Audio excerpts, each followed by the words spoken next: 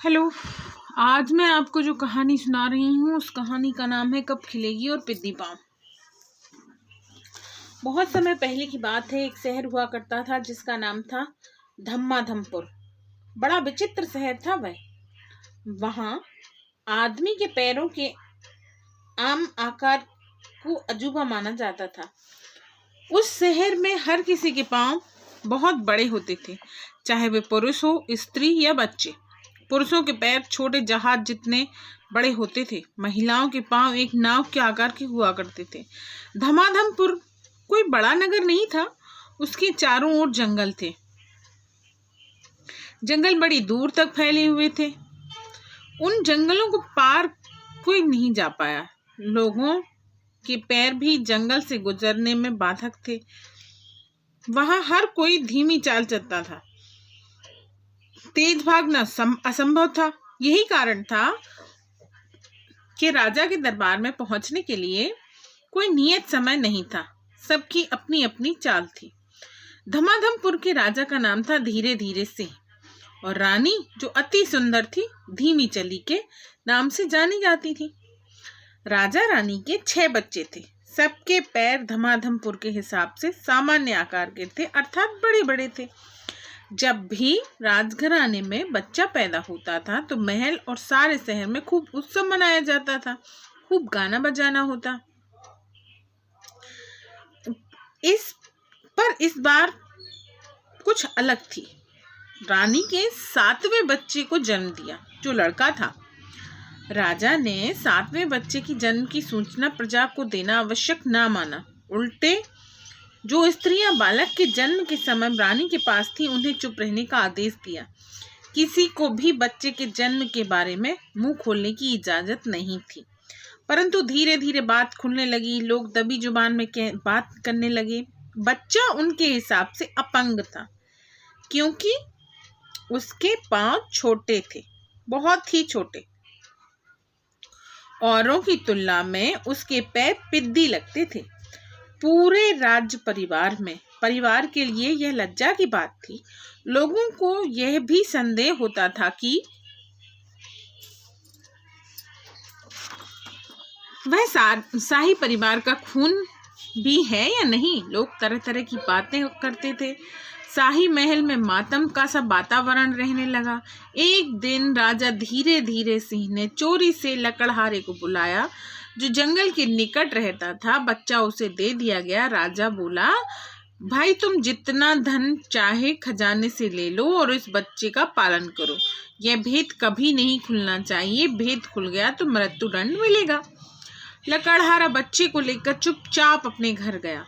वह उसका पालन बहुत ध्यान और प्यार से करने लगा, क्योंकि बच्चे के पाँव बहुत ही छोटे थे। अतः लकड़हारे ने उसका नाम पिद्दी पाँव रख दिया। समय बीतता रहा। पिद्दी पाँव अब 16 वर्ष का एक गबरू युवा बन गया। आसपास रहने वाले यह देखकर चकित होते थे कि छोटे पाँव के कारण पिद्दी पाँव दौड़ सकता था, वह कूद भी सकता था। वह काफी दूर की यात्रा सहज कर लेता था। बाकी बड़े पैर वालों के लिए उतना चलना असंभव था। परंतु धमाधमपुर में छोटे पैरों को अपशगुन माना जाता था, इसलिए लोग उसे अपने से दूर ही रखते थे। लकड़हारा भी उसे जंगल में लकड़ी काटने में व्यस्त रखता था, ताकि औरों की नजर उस पर ना पड़े। एक बार ग्रीष्म ऋतु में दोपहर के समय सारी लकड़ी काटने के पश्चात पिद्दी पाँव ने सुस्ताने का निर्णय लिया। वे पेड़ के नीचे लेट गया। ठंडी हवा बहने लगी तो उसे नींद आ गई।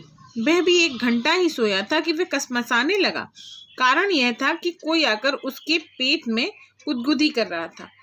उसे बड़ी सुरसुराहट सी हो रही थी। वह हिला डुला नहीं, केवल आंखें आधी खोलकर आसपास देखने लगा।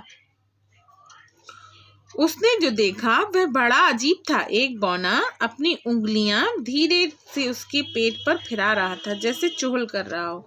उसका कद 2 वर्ष के बच्चे जितना था, परंतु चेहरे पर सफेद दाढ़ी थी। वह सिर गंजा हो चुका था। उसने एक जैकेट पहन रखी थी जिसमें 2 बड़ी बड़ी जेबें थी। उन जेबों से मिठाइयां व मीठे फल झांक रहे थे।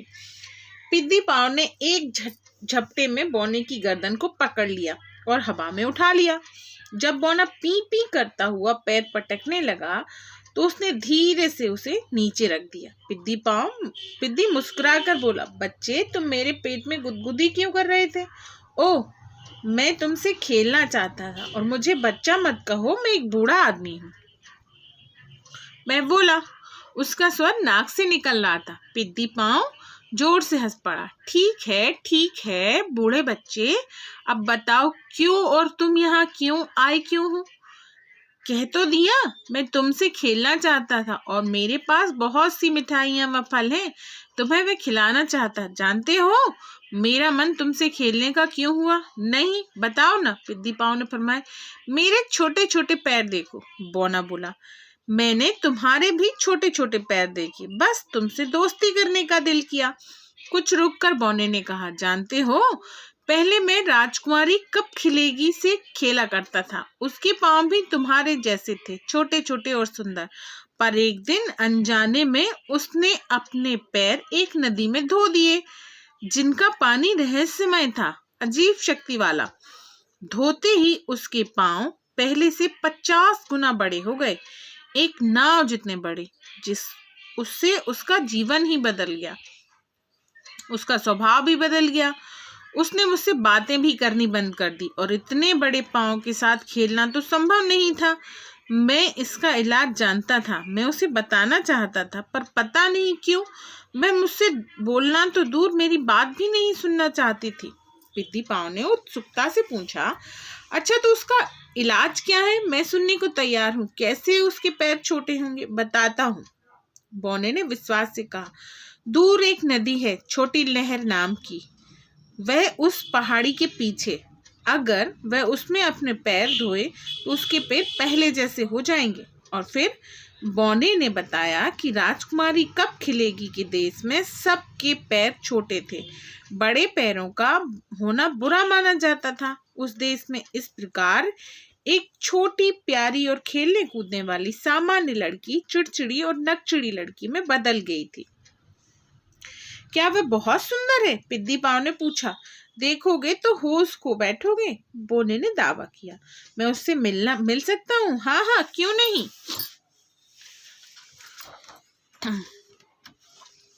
पिद्दी पाँव ने उदास स्वर में कहा, नहीं, बात यह है कि मैं एक निर्धन लड़का रहा हूँ, एक राजकुमारी के पास जाने और उससे मिलने की हैसियत नहीं है मेरी। फिर बोने ने अपनी कहानी सुनाई। वास्तव में वह शाही खानदान का एक राजकुमार था। उसके बौनेपन के कारण माता पिता ने उसे त्याग दिया था। बोने ने पिद्दी पाँव को भी उसकी असली कहानी बता दी। वह राजपुत्र है। पिद्दी पाँव चकित था। उसने गौर से बोने को देखा। तुमने यह सब कैसे जाना? बोने से प्रश्न किया उसने। बोना रहस्यमय ढंग से मुस्कुराकर बोला, मेरी नजरों से कुछ नहीं छिपा रहता। जानते हो, मैं इस संसार का प्राणी नहीं हूँ। मैं इस रूप में तुम्हारी सहायता के लिए आया हूँ, तुम्हारे द्वारा राजकुमारी कब खिलेगी की सहायता करने। चलो खड़े हो जाओ, मैं तुम्हें उसके महल में ले चलता हूँ। मैं उसके सामने नहीं जाऊंगा क्योंकि वह मुझे पसंद नहीं करती। तुम्हें किसी तरह उससे अकेले में बात करनी होगी, उसे छोटी लहर नदी के बारे में बताना होगा। कुछ ही देर बाद बोना व पिद्दी पाँव एक विशाल महल के मुख्य द्वार के निकट खड़े थे। सौभाग्य से राजकुमारी कब खिलेगी शाही बाग में अकेली टहल रही थी। बोना पिद्दी पाँव के कान में फुसफुसाया, देखो वह है कब खिलेगी, जरा उसके पैर देखो। सचमुच उसके पैर जितने बड़े थे, वह बड़ी कठिनाई से चल पा रही थी। उसकी आंखों में आंसू थे, वह चेहरा उदास था। बोना बोला, पिद्दी पाँव यही अवसर है, जाओ और उसे अपना परिचय दो। अपने को राजसी वंश का बताना, उससे सहानुभूति जताना और कहना कि तुम्हारे पास उसकी समस्या का हल है। इस प्रकार तुम उसका दिल जीत लोगे। वह तुम्हारे साथ छोटी लहर जाने को तैयार हो जाएगी। पिद्दी पाँव ने शाही बाग का गेट डरते डरते खोला और सहम कर उसके भीतर प्रवेश किया। गेट के दोनों ओर पहरेदारों के कक्ष थे, परंतु उसमें कोई पहरेदार नहीं था। वह सीधे राजकुमारी के पास गया, उसे अपनी परिचय दिया। उसने स्वयं को राजकुमार बताया।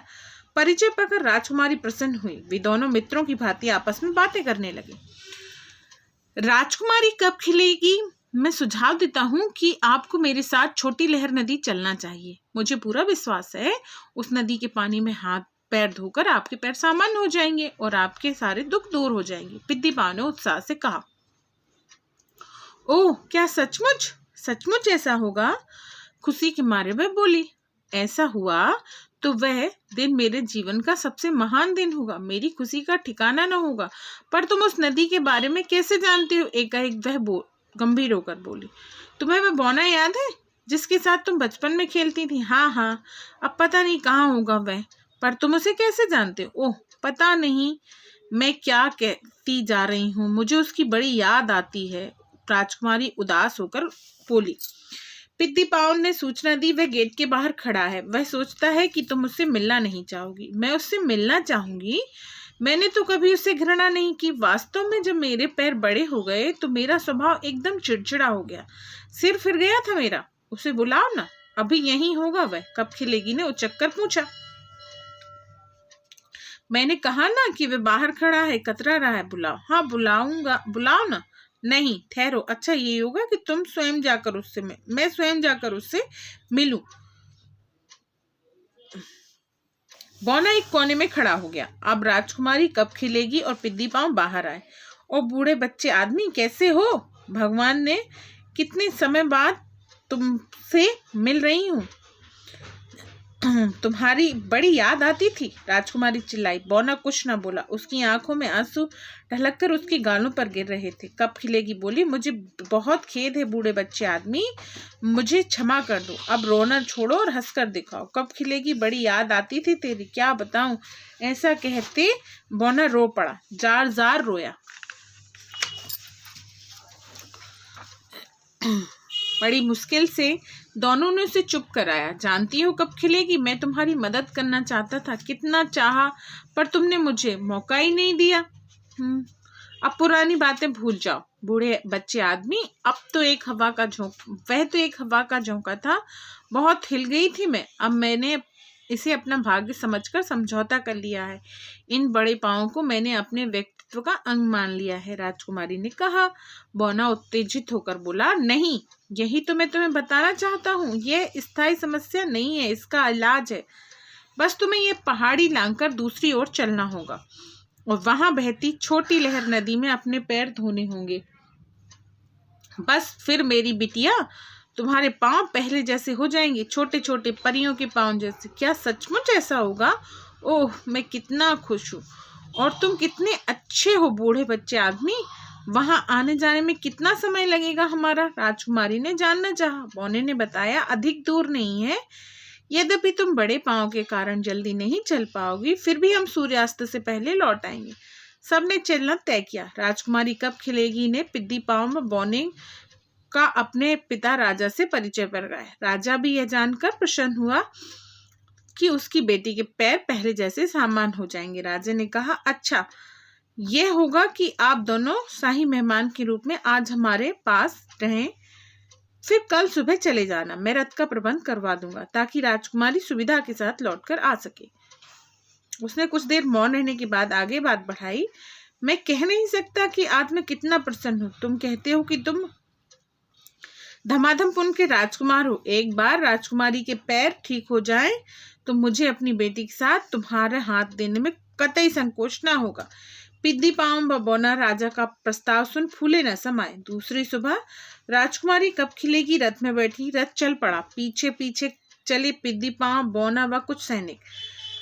पहाड़ी पार कर नदी तक पहुंचने में अधिक समय नहीं लगा। राजकुमारी ने छोटी लहर नदी में अपने पाँव धोए और उसी के साथ चमत्कार हो गया। राजकुमारी प्रसन्नता से नाच उठी और किलकने लगी। ओ बूढ़े बच्चे आदमी और पिद्दी पाँव, जरा मेरे पैर देखो, देखो देखो, मुझे विश्वास नहीं होता है। वे सब खुशी खुशी बतियाने महल लौटे। राजा और रानी अपनी बेटी के सामान्य पैर देखकर झूम उठे। रानी अपनी बेटी को गले लगाकर रोई। राजा ने पिद्दी पाँव को अपना दामाद घोषित कर दिया और शुभ दिन और धूमधाम से पिद्दी पाँव और राजकुमारी कब खिलेगी का विवाह कर दिया गया। निमंत्रण बेचकर धमाधमपुर के राजा धीरे धीरे सिंह और रानी धीमी चली को भी बुलाया गया। उन्होंने विवाह महोत्सव में माता पिता की भूमिका निभाई। उन्होंने पिद्दी पाँव को बचपन में त्यागने के लिए क्षमा मांगी। उनको बड़ी राहत मिली जब पिद्दी पाँव उनके साथ धमाधमपुर राज्य लौटने के लिए तैयार हो गया। कब खिलेगी और पिद्दी पाँव ने खूब सुख चैन से जीवन गुजारा। Okay, bye.